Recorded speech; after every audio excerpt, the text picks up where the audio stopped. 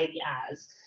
So anxiety is a mental and physical reaction to perceived threats. And the key word there is perceived. Not always threats, but perceived threats. In small doses, anxiety is helpful to protect us from danger and focuses our attention on problems. But when anxiety is too severe or occurs too frequently, it becomes debilitating. So there is a healthy place for anxiety in our lives. I always say I'm one of those weird people that actually like to public speak. But even for me, I public speak all the time and I still get a little bit of that like, ooh, like thing in my stomach, right? But I think that urges us to do well, want to be on. But the challenge is when those feelings overcome us to a point that we're not doing the things that we want to be doing. That's when we usually find that the anxiety piece is becoming a little bit difficult and challenging. So what are some of the symptoms that we see with people that struggle with anxiety? One of the main symptoms is uncontrollable worry, right? When it's just like on our mind, whatever the thing is over and over again. Poor concentration, inability to focus, excessive nervousness. Some of the physical pieces are excessive heart rates, like you wake up in the morning and you're like boom, boom, boom, boom, boom. Sleep problems. A lot of people, anxiety settles in their stomach. I don't know if any of you guys have kids that wake up and it's like, my stomach hurts. I have a middle son like that. I'm like, you're fine. But his anxiety settles in his stomach. I know for me, it's my neck and my back. It's kind of where my stress kind of settles. Muscle tension, avoidance of fears. So what are some of the typical causes of anxiety? So one of the main causes is situations, right? We have job changes, moves, hardships, sickness, challenges with kids, challenges with marriages, a lot of the things that were described on this paper's there. So oftentimes we call that situational anxiety, which makes a lot of sense, right? Anxiety that is connected to a specific situation. Another cause of anxiety is biological or chemical pieces, right? Sometimes we have people that struggle with their chemicals are off in their minds and their brains, and they have a more propensity towards having anxiety. Family history of anxiety, if any of you might have family members, parents, aunts, uncles that have anxiety, there is a higher chance that you might also struggle with anxiety. And then trauma is another reason that we see anxiety, especially childhood trauma, that often can settle in our bodies, settle in our minds. So in our field, we have there's a lot of different diagnoses for anxieties, but the main one is called generalized anxiety disorder. And a lot of people ask us, like, at what point do we diagnose that as opposed to just generalized stress? And it's typically when we see someone having symptoms that are affecting their baseline of functioning. So when the things that they used to be able to do without a challenge become difficult. Challenges working, their sleep schedules change significantly, their relationships are shifting because of the amount of anxiety that they're having, is typically when we look at a potential diagnosis of generalized anxiety disorder. There's another diagnosis that we have, it's called adjustment disorder with anxiety, and that's typically when we have someone that has a situation, and because of that situation is having anxiety, and when the situation dissipates, the anxiety dissipates as well, where with the generalized anxiety, it's much more of a overall feeling of anxiety that feels that it's unable to be managed. So the next little part here are just some called it anxiety tidbits, but they're things just in working with clients with anxiety that I have kind of seen as principles of people that I work with and things that I see. So one of the phrases that I often use with my clients is that anxiety only lives in the past and in the future. So if you all think about the things that stress you out, it almost never occurs that it's things that stress us out are the things that we're doing right now, right? Most of our anxiety lies in what we think is going to happen or what happened in the past that we're ruminating over, thinking over and over again. So oftentimes what I encourage clients to do is to bring themselves back to the present when they have anxiety going on, right? So when they're thinking about the shoulda, coulda, wouldas of the past or what's going to be, what should be, and we're kind of spiraling in both of those spaces, I encourage clients to try to come back to the present because anxiety almost never lives in the present. And I know for myself, when I bring myself back into the present, it's like, okay, that anxiety dissipates. When I start to think about tomorrow or next week or next year or 50 years from now, the anxiety is going up and up and up and up and up. So another one that I love that a friend of mine who is a writer and a therapist coined this phrase, and I think it is huge when it comes to working with anxiety.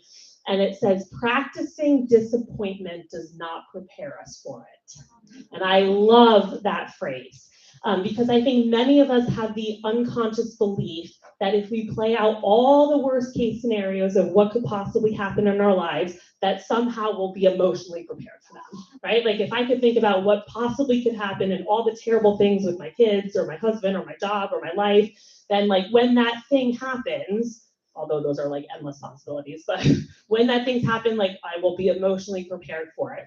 And I have come from a life with some trauma in it. And I can tell you that that was not expected trauma. And I don't think no matter how I would have prepared for it, it would have mattered. And so all I tell people is that what practicing disappointment does is it just distracts us from the present, right? It doesn't allow us to be present with the things that are going on right now because we're so busy worrying about what we think might happen. And when we get to those things anyway, we're not usually prepared by disappointment. So the next one I say is called the ruminating tape recorder. Has anybody had the ruminating tape recorder? So we call that like different phrases or different thoughts that just loop in our minds over and over again, right? Like they get stuck in there and the tape recorder plays over and over and over again. And typically speaking, and I don't know for any of you if you find this to be true, but for most people I work with, I find that those tape recorders seem to be most intensified in the mornings and at night. And the reason for that is that is when our defenses are the lowest, and it's also when there's no distractions, right? So as moms, we have distractions like 99% of the day. But it's those like very, very early mornings. I had one of those mornings, I was up at 5. I don't know why.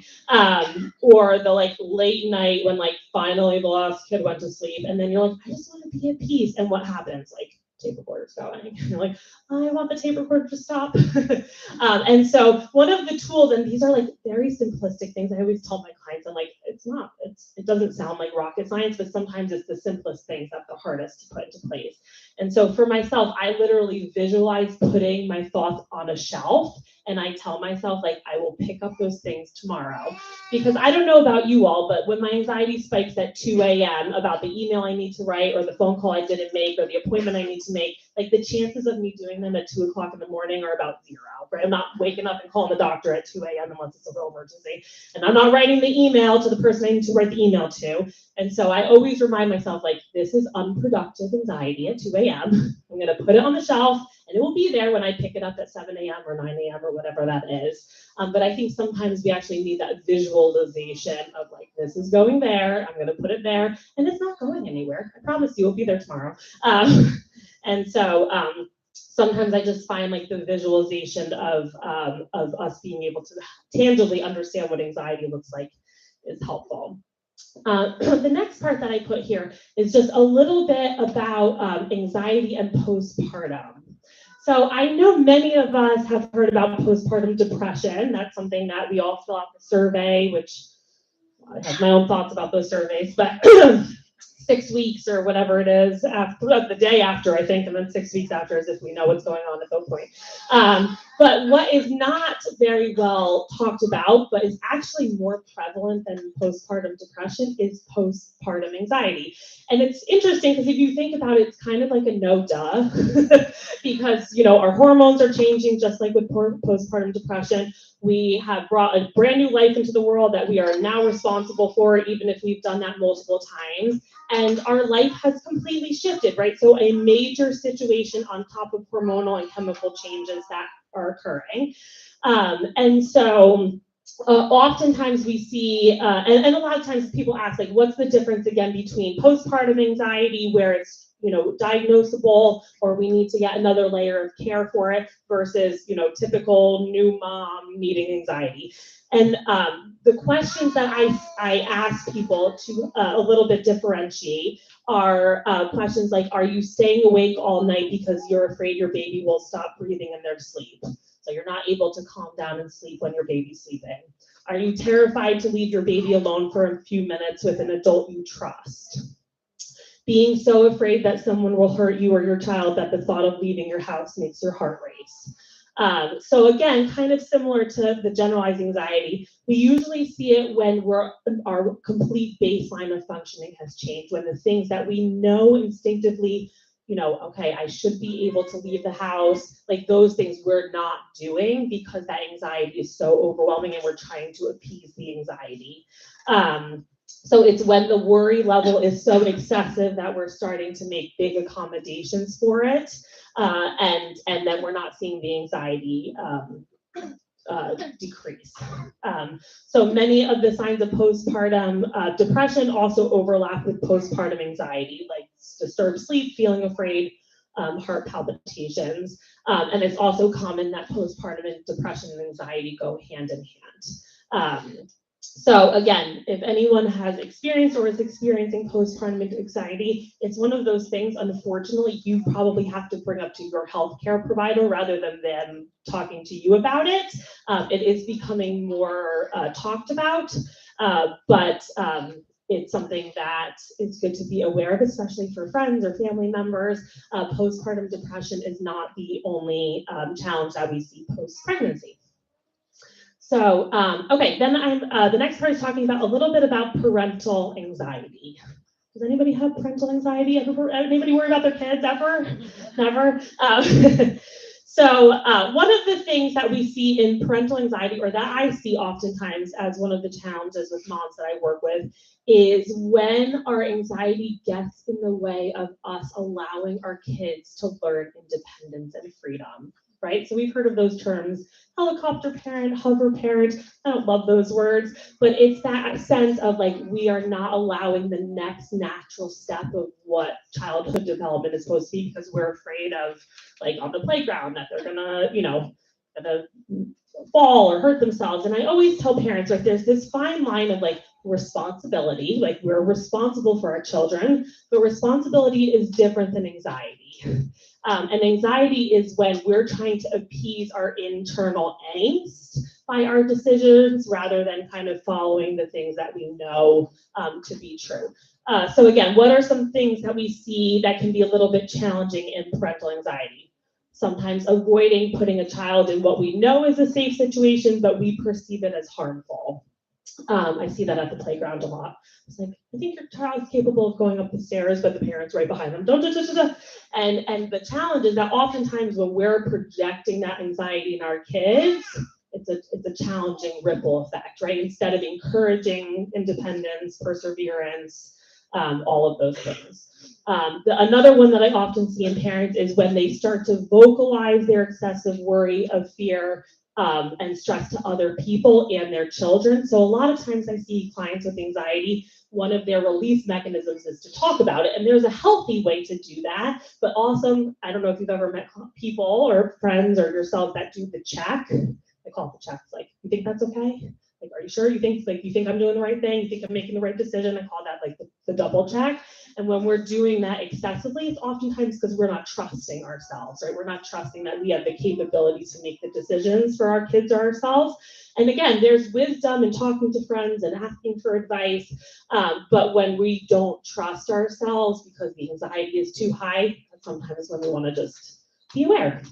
Another one that we often see is having persistent thoughts that something bad could happen to your child, right? Again, playing out those worst case scenarios of whether it's social relationships or illnesses or all of those things. And obviously, most of us in here have had kids through COVID times. So, no stress there.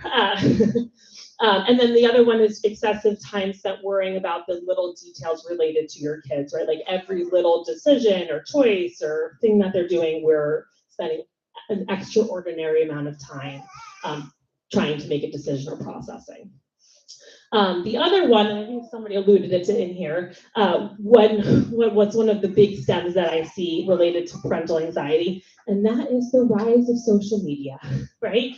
And what I see is, and probably even more so since COVID, is like we just have too much access, right? So the challenge of the world of 2023 is globalization, and there's wonderful things about that, but it used to be that we only knew about things like in our community and maybe our state and maybe our country. Well, now we know about every tragedy and every catastrophe literally around the world 24/7.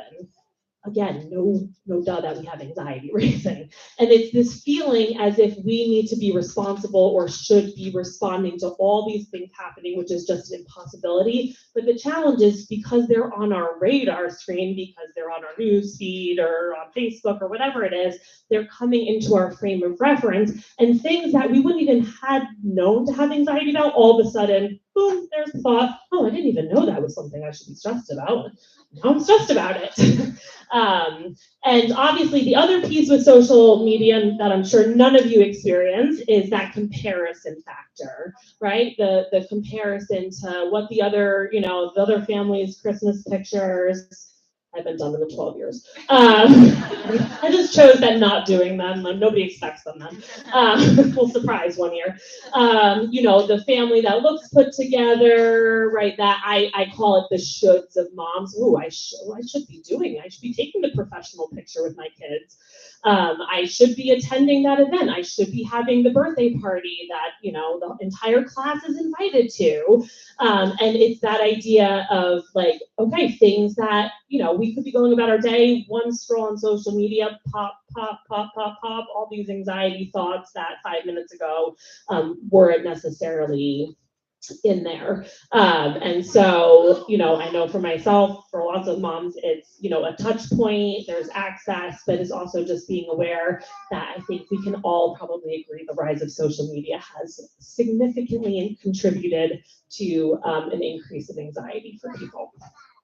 So that's the piece on anxiety, and now I'm going to give you some tips and tools, because I always like to tell myself, I like to think that I'm a pretty practical therapist. I like people walking away with things they can actually tangibly take on.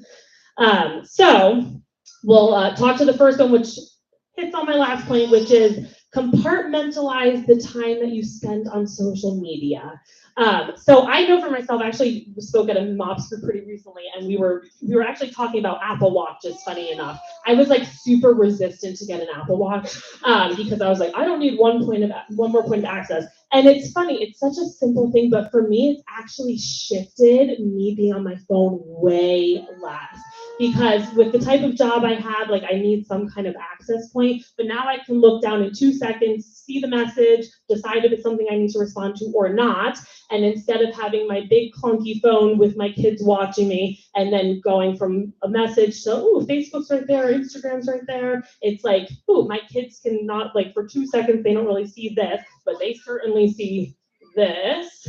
And so it has allowed me to just kind of have the freedom of, having the phone call that I need or access to my husband or whatever without all the other stuff that's attached. And for me, I keep my Apple Watch pretty simply for phone calls and texts and not much else. And it's funny because it actually was way more freeing than I thought it would be, because it's just helped me remind myself like there's so much on my phone that I just don't need, and the stress of that.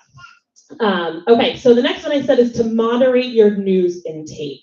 I'm not a family really that has news flying in the background, but it does fly up on my phone. And again, it's that idea of like access, and like we obviously live in a fairly volatile world and a challenging climate, in 2023 in our own country.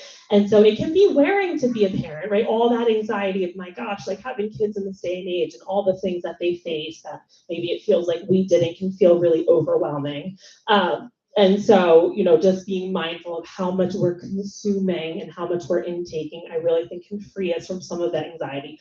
We want to be aware, right? We don't want to be hermits that live in a hole, but we also don't want to like have this consumption that feels overwhelming. And I don't know about you, I know for myself, especially when I'm with my kids, like it can be so easy to be interacting with them and playing and being in their world, and then just like one look at the phone of who knows what, and my mind is instantly taken to something completely different, and now I'm distracted, or I'm stressed out, or I didn't have that piece of information 30 seconds ago and I was okay with that, but now that I do, I need to do something about it. I think that it's important to recognize how much we're actually consuming and what that does to us. So the next one, and you're going to laugh at this, but I'm going to say it anyway. is as much as you can add a little bit extra sleep. And I know a lot of you, I see lots of new moms here, and I'm a little bit more removed from that now. But I know as a mom that like at the end of the day when it's like, oh, thank God, the last one finally went to bed. I'm like, I just want to like binge watch whatever. I like cooking shows, so Top Chef is my binge watch. And what I find real quick is like that 30 minutes turns into an hour, turns into 2 hours. Because like really, how much time do we have without like a husband here or or kids right there? Not that much. But I know for myself, my gosh, the days that I wake up after, having like a little bit too much release time, I feel like groggy and my stress levels are higher and I feel overwhelmed. So I will say this for myself. I have been trying to, for myself, when like my body says like, you're done, I'm trying to listen to that and not push it like just one more show, just one more thing, or just like one more set of dishes, and kind of honor myself and knowing that like that little bit of extra like really does make a big difference. Okay, the next one I put is memorizing and meditating on scripture. So this is my favorite verse, one of my favorite verses, and I don't know if any of you are familiar in the therapy world, but one of the forms of therapy that is often utilized is called cognitive behavioral therapy. It's often what's used with anxiety, and it's about training our thoughts to then change our behaviors. And I joke with clients, Christian or not, that this verse is the original CBT verse, that it was designed by God before any psychologist got involved. And it's 2 Corinthians 10:5, and it says, we demolish arguments and every pretension that sets itself up against the knowledge of God, and we take captive every thought to make it obedient to Christ. And I love this verse because it shows us that we have the power to actually change our thoughts. Right? We have the power to take a thought and not let it run away. So an analogy I use with a lot of my clients is if we can recognize the negative or unhealthy or anxious thought right when it comes in, we have the opportunity to either pluck it out, or we can water it and grow it and water it and grow it. And the more we do that, the more it takes over. But what's really hard, I don't know if you've ever had this happen, but like there's times I'll be staring at the wall and it's like, oh man, for like 20 minutes, I just let my thoughts just run away with themselves.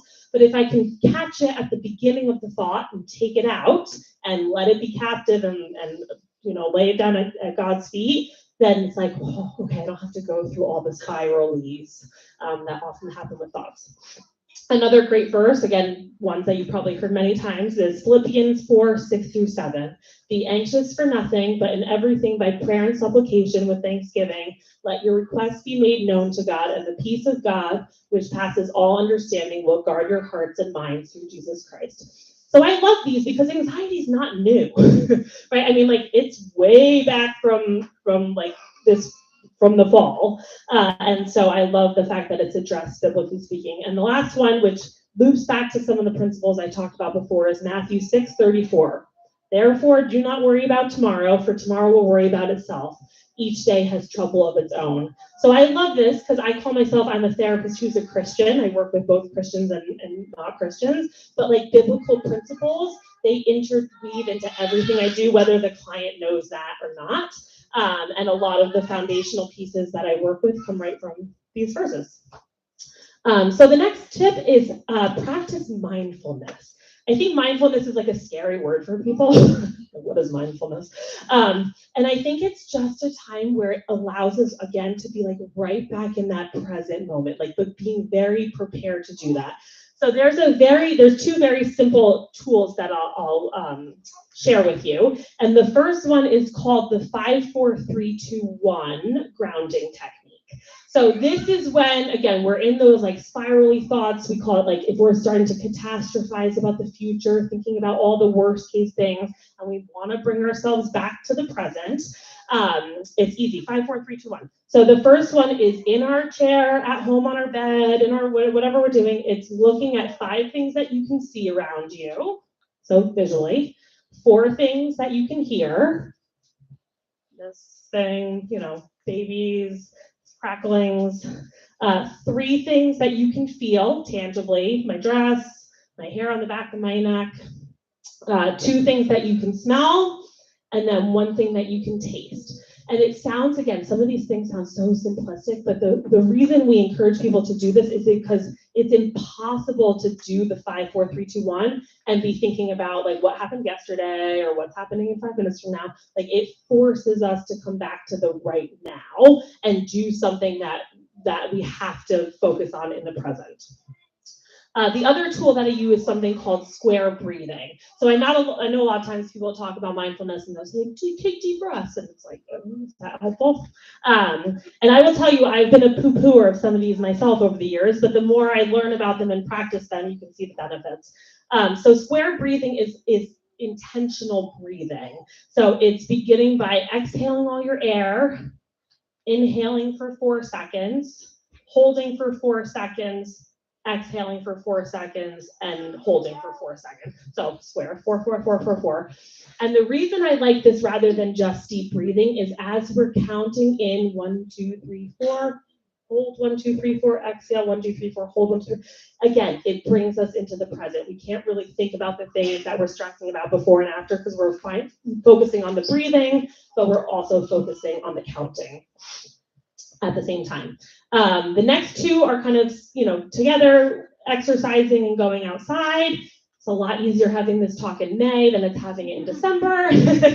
So, get out there with your kids, be physical, like 20 minutes of physical activity can like pump up your serotonin levels naturally, get some vitamin D. I'm a busy working mom, so, sometimes easier to say than to practice, but I've been trying to be very intentional, especially if my kids are a little bit older ages. So now I just join them on the bike ride, or, I try not to just sit at the softball game. I try to kind of get some activity in, but it is natural ways to kind of reduce that anxiety, let the stress of the day go, take a deep breath and kind of reset. The next one's very appropriate for the group here, which is connecting with friends, right? Like social support, as you all know, of moms is extremely important. When we're alone is usually typically when we see anxiety to be highest because we have no filter and no distraction. And having healthy friends can help us kind of manage our anxiety and also normalize it to some extent. Like, oh, you're not the only one stressing about what your kids like doing or what we're doing for the holidays. So there's a normalizing, but there's also just healthy connection with friends. And then the last one I have here is channeling your anxiety, which is, I love this phrase. It says, if you're thinking about it, just do it. So I don't know about you all, but like, I think sometimes we all have like good intentions and we stress about the intentions. We're never doing the thing actually. So for my own life, I've come to a place, it's like, if my mind is thinking about it, like I'm just gonna do the thing, even if I don't like the thing that I have to do, because all that time stressing about it is just consuming me and I'm getting nothing accomplished anyway. And if I just, like for me, it's like the uncomfortable phone call. Okay, if I just make the uncomfortable phone call, then it's done and it's over and I'm not building and building and building into this terrible, awful thing that I'm just pushing off further and further and further. And then the end here, I just put like, what do you do if you need more support? And if you do, that is okay. And I encourage you to reach out and get extra help if needed. So usually, again, as I said to the beginning, when is it helpful to reach out, whether that's to a doctor or a therapist or a friend? And again, I think it's usually like, if we know ourselves and we know our baseline, it's when we find ourselves just being constantly consumed. Right, when all the time it's the consumption of the thoughts coming through. And again, two helpful ways is reaching out to a therapist or if needed.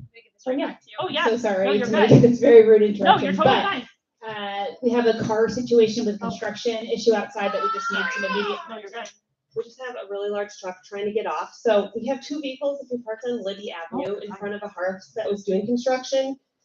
It looks like this, and I have the license plate, but it's a Ford, like dark silver, gray, KU 365D. Anybody? And then like a light Toyota. Any person from the George? Okay. They just, for sure, one of them needs to move because they just can't get in out. Sorry. No, you're totally fine. So yes, we don't want any vehicle catastrophes. So again, I find for many clients, like therapy can be very helpful, and just having, I always say, like a neutral space that isn't attached to anybody. I always joke with my clients, the benefit of me is I don't go home with you, right? I'm not your mom, I'm not your husband, I'm not your kids. So I think a lot of people benefit from having that space to be able to say things that they might not say to people that are in their frame of reference all the time. And again, we're trained, of course, to do special, like certain techniques and tools to be able to actually address how to change our brains and thinking. And then again, if needed, I am a big proponent of medication when necessary. There is certainly a chemical component to anxiety, and sometimes when our serotonin and dopamine are depleted, we can't just will our way into that going higher. And so, you know, if I'm going to stick around for a little bit after. So if anybody has personal questions, feel free to connect with me. Again, I am a therapist that has my own practice. I have an office in Basking Ridge, Lincoln Park, and then I also do virtual. And I also just hired my first male therapist. And he specializes in working with couples and with males. So he's a nice counterbalance to me. So I enjoyed this. If anybody has questions, I'm going to open it up. If anybody has questions for me, or we can talk on the tables. But does anybody have any questions related to any of what I said? That would be helpful. Just like a technical question. Sure. So the number one question. So I'm out of network with insurance. So as I say, that's between you and your insurance, but I give everything that would needed if you have out of network to be reimbursed. Any other questions on anxiety stuff? Nobody's mind this tonight. 5, 4, 3, 2, 1. My mom counts till 7, so you said breathe in for 4, hold the breath for 4. She said hold it till 7, and one time I did the 7. That's not much. Don't do it till you pass out. That's not helpful. Yes, we want you to have air. So yes, 4, 4, 4, 4, 4, 4, square. No, we need oxygen. Essential.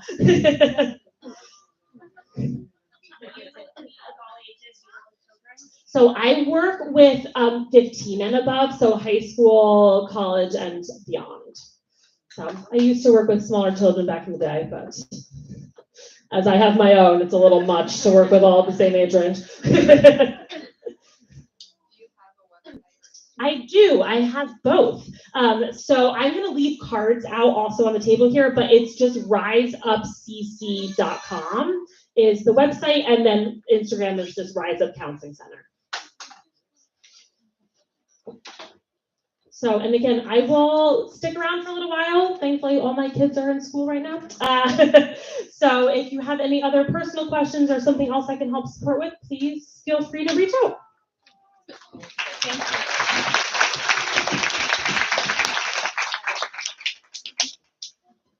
All right, thank you so much, Erin. That was great.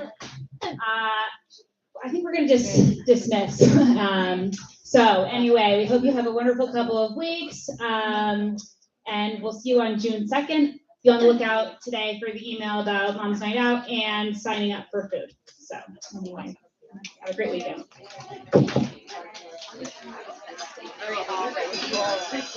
Nice weekend. Like the owner.